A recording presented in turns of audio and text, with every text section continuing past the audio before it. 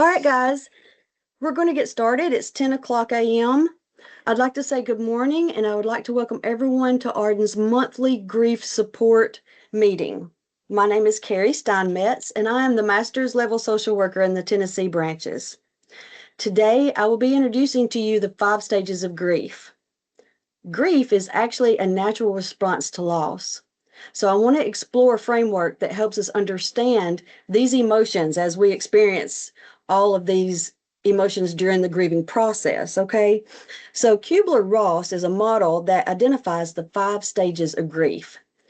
Now, these are not sequential. They don't happen in order, and they may overlap or repeat. Each person's journey is totally unique. So these stages are denial, anger, bargaining, depression, and acceptance. Now, these stages also affect the brain and a person's thinking by influencing their emotions, their cognition, the way they think, neurological processes. And I want to take a look at those just a little because we're just doing mainly an introduction to these stages, okay? But let's look at how they affect the human body and the brain just a little. So the first stage is denial. Denial is a coping mechanism to manage the initial shock of something bad happening. It will impact the brain by activating different survival mechanisms, suppressing overwhelming emotions to protect you against psychological overload, brain overload, some people say. This involves the prefrontal cortex and the limbic system, okay, which is 2 parts of the body. You will have during this time lots of difficulty processing reality of loss. Now, this is different types of loss, not just loss of a person, but it could be a loss of a job or divorce or a pet. So your body is going to respond by having your body and brain is going to respond by numbness, disbelief, or avoidance of the situation, mental avoidance, leading to procrastination or even ignoring facts. So its purpose is to give the brain time to process overwhelming emotions and gradually, not all at once. Okay. So let's take a look. Maybe a person whose loved one has just passed away refuses to believe things like them passing. They're going to say things like, I just spoke to them yesterday. This can't be real. It didn't happen.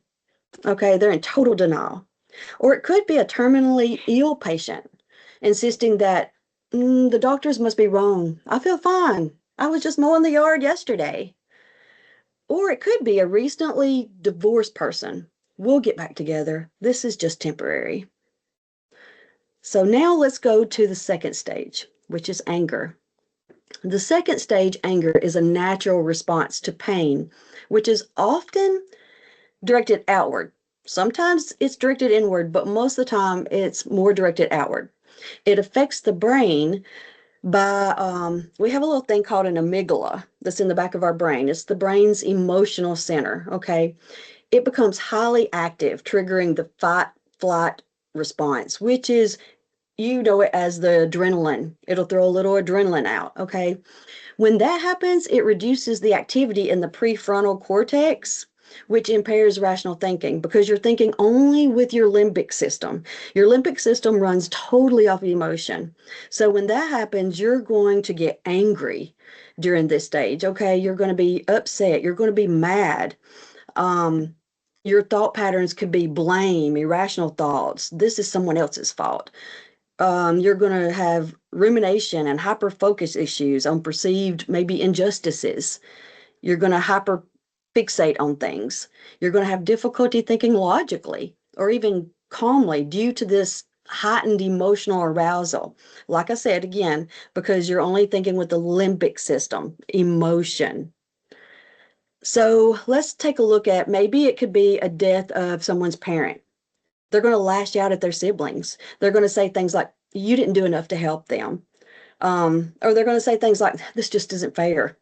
Why didn't someone do something more to prevent this? Why didn't my sibling do more to prevent this? Why didn't I do more to prevent this? Or you could, let's take a look at maybe someone's lost their job. They're going to say, this is unfair. My boss always played favorites. A person could yell, how could they leave me after everything I've done for them after a breakup?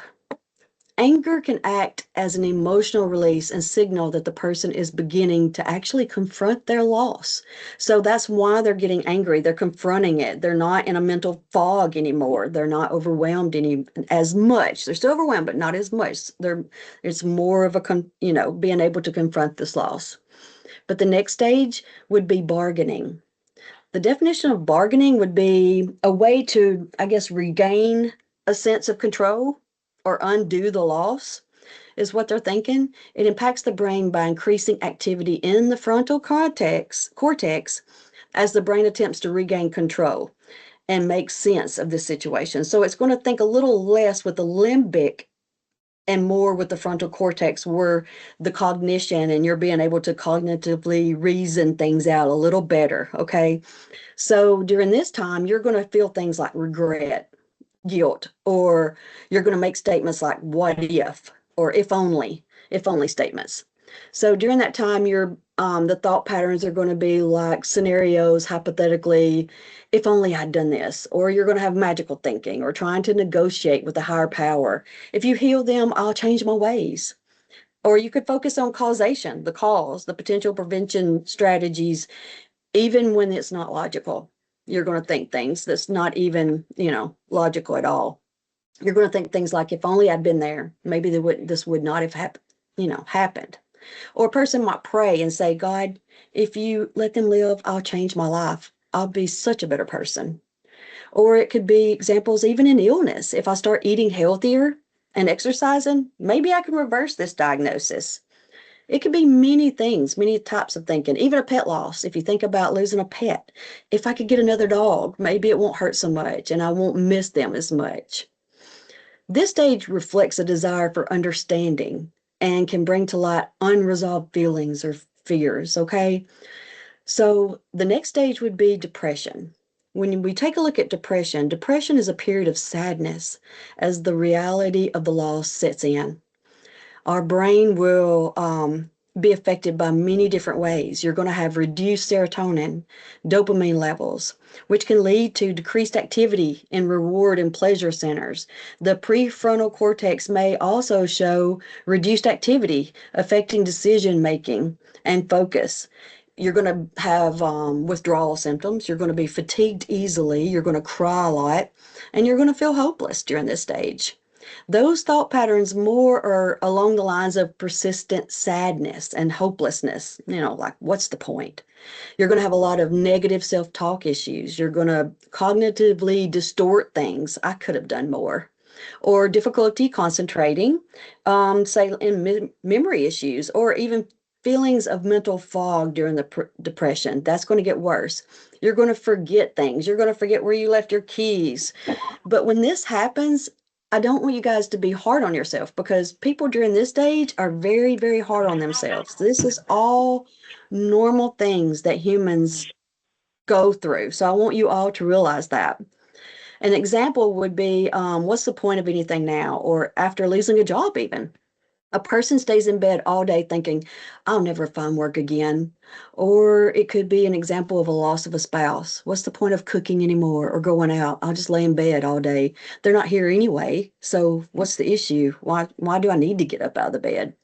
Or it could be an example in like a major life change. Maybe someone that's just retired, they're sitting alone and they're bored and they're feeling like, I don't know who I am now that I'm without my career. People that retire have all of those depression and grief things as well going through their mind. So while painful, depression, this stage is a crucial part of processing grief. It allows space for introspection and emotional healing. Okay. Now let's look at the fifth stage, acceptance. Now I know this one's, people are like, will I ever get there? You will, but it's going to take time. And remember, you don't go through these in order. You're going to go back and forth, okay? But the fifth stage that Elizabeth Kubler-Ross gave us is acknowledging the loss and finding ways to move forward. the way the brain is impacted by it stabilizes as it begins to process the loss and integrate it more into life now. The prefrontal cortex re-engages. Okay, you're not thinking with your limbic system, you're re-engaged here, purely not on just emotion anymore. So you're going to have more irrational thoughts and more emotional regulation during this time. You're not going to cry as much. Things are not going to happen and hit you as hard as they would in the past in other stages. Okay, you're going to have renewed energy. You're going to engage more in life and creating more meaning from the loss that you have experienced. You're going to have greater emotional clarity. You're going to say things like, I can honor their memory while moving forward. You're going to have better problem solving skills and planning for the future. You'll say things like, what can I do to live meaningfully? You'll have a more balanced perspective and decreased cognitive distortions. Okay, you'll be able to think better. Let's think about in divorce. We weren't right for each other, but I'm leaning toward moving on and moving forward with my own life. You could think things like that. Or another example would be health issues. I can't control my diagnosis, but I can focus on making the most of the time that I have. And I can focus on spending more time with family. Acceptance doesn't mean forgetting. It's about learning to coexist with this loss that you have experienced, okay? So let's look at the overall cognitive effects of grief. You're going to have memory issues. Grief can impair the short-term memory due to heightened stress hormone levels such as cortisol. So remember I said you're going to lose your keys. You're going to forget things like appointments in your appointment book. Make sure you write things down because you're going to forget all sorts of things. You're not going to be able to focus. You're going to have persistent thoughts of loss, and those will create difficulty focusing on daily tasks, okay? Instead of, you're going to be living minute by minute. It'll gradually get hour by hour and then move on to day by day. But during this time, you're going to be living minute by minute and you're going to have persistent thoughts and you're going to jump through all these stages. And it's also going to affect your decision-making skills, your emotional overwhelm or brain overload, I guess you would say, to the brain in early stages. This can make all of your decision-making feel impossible. I've heard so many times people say, I wish I had not after my spouse passed away, I wish I had waited a year before I made any major decisions because they did not make rational decisions during that first year, during that loss. You can't make rational decisions as well. And they gave things away they wish they hadn't of, or went and did something that they wish they hadn't of. You're going to have self-perception also. Grief leads to questioning one's identity or purpose, especially if this loss was deeply tied to one's role or life direction, okay? So I want you to think about grief is not a path with a clear beginning or an end. It's deeply personal. Each one of your journeys is totally different. It's a personal journey that we each experience in our own way and time, okay? The 5 stages: denial, anger, bargaining, depression, and acceptance. They offer a framework to, I guess, understand the waves of all the emotions that accompany loss so that we can understand ourselves better. They remind us that grief is a testament to the love and connection we've shared. Well, it's not something we get over, by no means. It's definitely something we live to learn to live with. And we're growing stronger and more compassionate, okay, as we integrate the loss into our lives, I guess you would say. Let's approach ourselves and others with patience and kindness as we navigate through all of these universal yet profoundly individual human experiences. Because, like I said, everybody's different, and we're all going to go through all of these stages in different times in life, different times. You're not going to go through those sequentially. So that is basically all of the stages and how they affect the body and how they affect the brain.